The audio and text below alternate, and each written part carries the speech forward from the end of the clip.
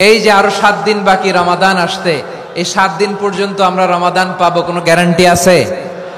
আচ্ছা, এই বছর যদি খুশনসিব হয় আমাদের, আমরা যদি পাই, আগামী বছরও যে রমাদান আমরা পাবো, কোনো গ্যারান্টি আছে?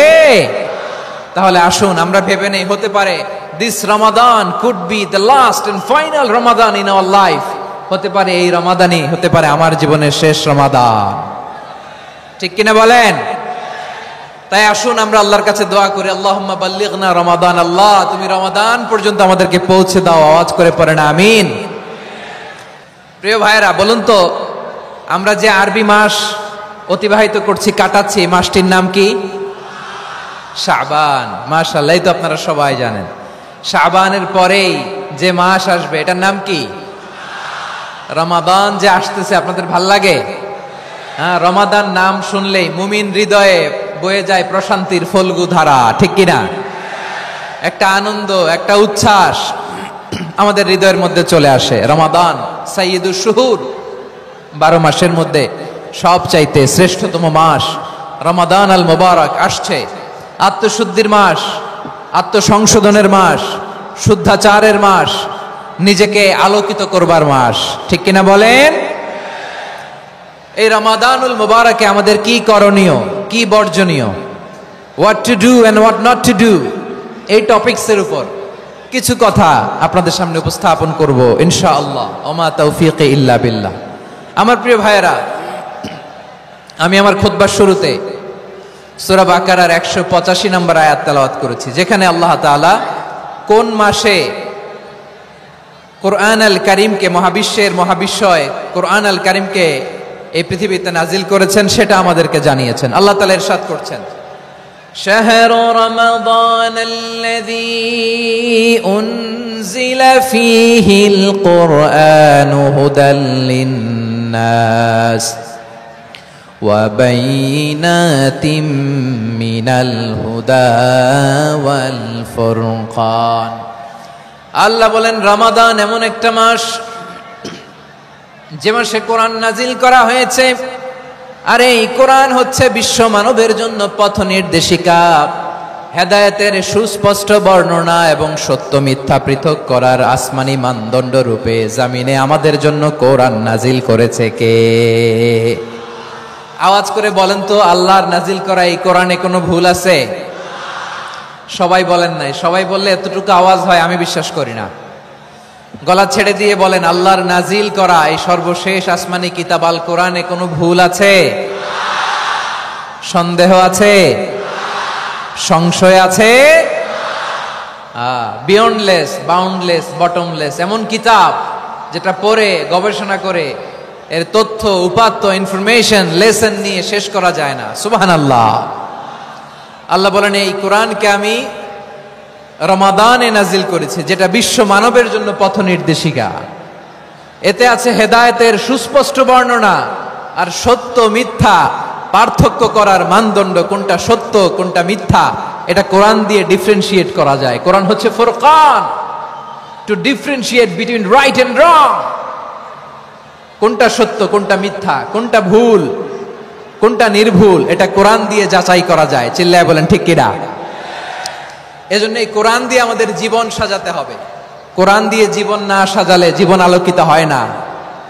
কোরআন দিয়ে পরিবার না সাজালে পরিবার আলোকিত হয় না। কোরআন দিয়ে সমাজ না সাজালে সমাজটা শান্তিময় হয় না। শুধু দুর্নীতি দমন কমিশন দিয়ে দুর্নীতি বন্ধ করা যায় না। কোরআনের আইন বাস্তবায়ন করা ছাড়া এই সমাজ থেকে দুর্নীতি বন্ধ করা যাবে না। চিল্লায় বলো ঠিক কিনা? আমার প্রিয় ভাইরা, এই কোরআন নাজিল হয়েছে রমাদান আল মুবারক, এই বরকতময় মাসে। তাই আমাদের উচিত এই মাসে আসন্ন যে রমাদান আল মুবারক, এই রমাদানে কোরআনের সাথে নিজেদের সম্পর্ককে বাড়ানো। আমার প্রিয় চাঁপাইনবাবগঞ্জের ভাইয়েরা, আমরা কি আসন্ন রমাদানে কোরআনের সাথে আমাদের অ্যাটাচমেন্ট, সম্পর্ক বাড়াতে চাই? চান সবাই? আপনি কি জানেন কোরআন নিয়ে কোন ফেরেশতা পৃথিবীতে এসেছিল?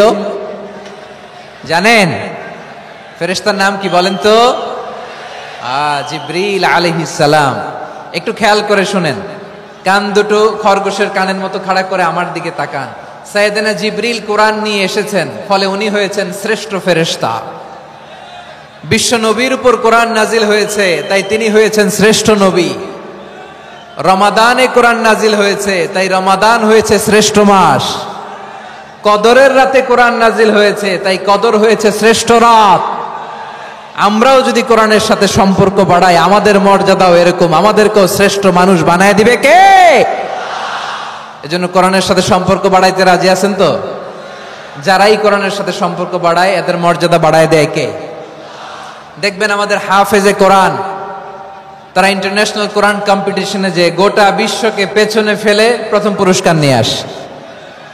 এত ছোট ছোট বাচ্চা, ও সমাজ বোঝে না, রাজনীতি বোঝে না, টাকা পয়সা বোঝে না, কিচ্ছু বোঝে না, কিন্তু গোটা বিশ্বে ওকে সম্মানের চেয়ারে আসীন করেছে কে? এই কোরআনের সাথে লাগলে আল্লাহ তাআলা সম্মান বাড়িয়ে দেয়। আমার প্রিয় ভাইয়ের, আসুন আমরা শুরুতেই, আলোচনার শুরুতেই শপথ নেই যে আসন্ন রমাদানে আমরা কোরআনের সাথে নিজেদের সম্পর্ককে মজবুত করব ইনশাআল্লাহ। সবাই বলুন ইনশাআল্লাহ। শাবান মাস আসলে, রজব মাস আসলে সাহাবারা কি করতেন আসুন আমরা দেখি, কিভাবে তারা রমাদানকে ওয়েলকাম জানাতেন।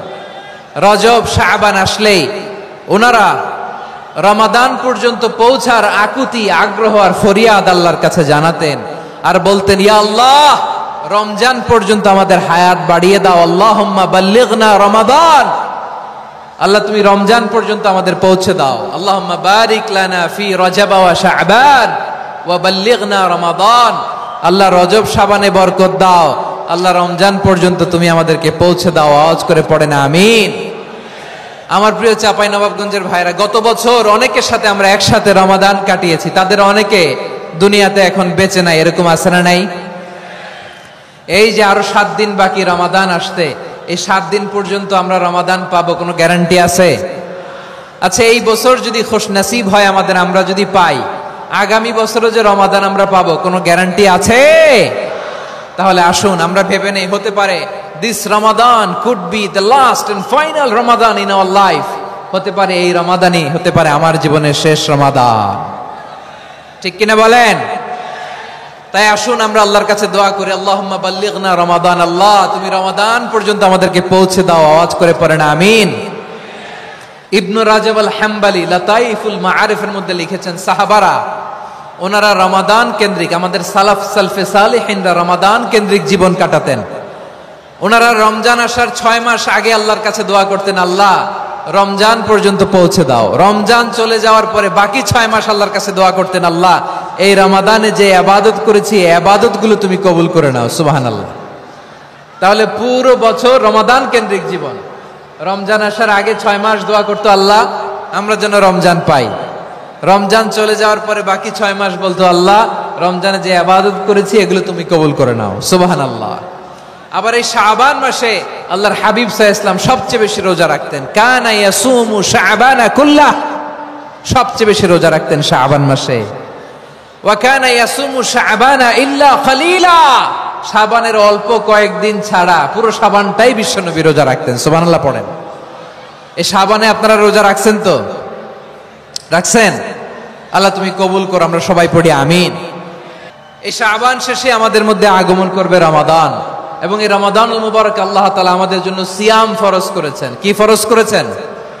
তিনি সূরাতুল বাকারার 183 নম্বর আয়াতে ইরশাদ করছেন, রাব্বুল আলামিন বলেন, ইয়া আইয়ুহাল্লাযীনা আমানু কুতিবা আলাইকুমুস সিয়ামু কামা কুতিবা আলাল্লাযীনা মিন ক্বাবলিকুম লাআল্লাকুম তাত্তাকুন।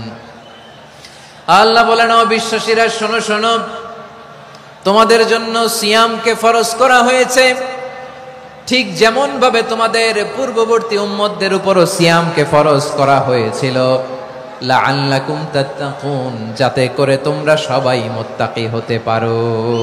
সুবহানাল্লাহ বলেন, যাতে করে তোমরা আল্লাহ সচেতন হতে পারো। তাহলে সিয়ামকে, এই সামনে যে রমাদান আসতেছে আমার প্রিয় ভাইয়েরা, এই পুরো রমাদান ব্যাপী সিয়াম সাধন করা, সিয়াম পালন করাকে আমাদের জন্য ফরজ করে দিয়েছে কে? রমাদানের রোজা রাখার নফল নাকি? রমাদানে সিয়াম পালন করা কি নফল? সুন্নাত?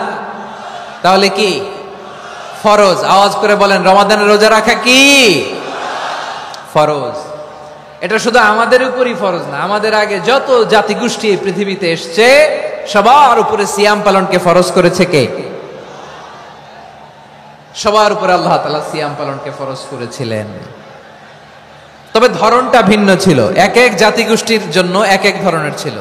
আমাদের জন্য সিয়াম ফরজ টানা 1 মাস 30 দিন বা 29 দিন।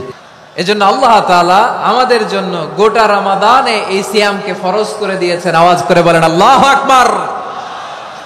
রব্বুল আলামিন বলেন, ইয়া আইয়ুহাল্লাযীনা আমানু কুতিবা আলাইকুমুস সিয়াম, সিয়ামকে তোমাদের উপরে ফরজ করা হয়েছে কামা কুতিবা আলাল্লাযীনা মিন ক্বাবলিকুম, যেমনি তোমাদের পূর্ববর্তীদের উপর রোজা ফরজ করা হয়েছিল, লাআল্লাকুম তাত্তাকুন, যাতে করে তোমরা আল্লাহ সচেতন হতে পারো, যাতে করে তোমরা মুত্তাকি হতে পারো। লাআল্লাকুম তাত্তাকুন, যাতে করে আমরা আল্লাহ সচেতন হতে পারি, আল্লাহ কনসিয়াসনেস আমাদের মধ্যে গ্রো করে। এটা হচ্ছে রোজার prime objective, the prime objective of সিয়াম।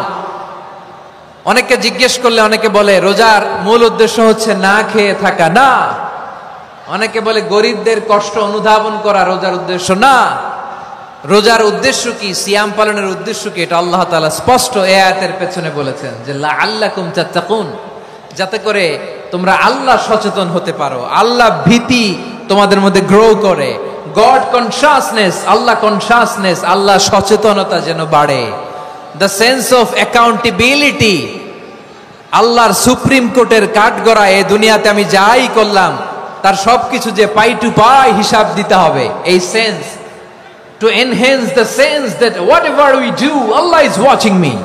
আপনি যাই করেন কেউ দেখে না, কিন্তু দেখে কে? শুরুতেই তো জিজ্ঞেস করেছিলাম যে কেউ যেটা দেখে না সেটা দেখেন কে?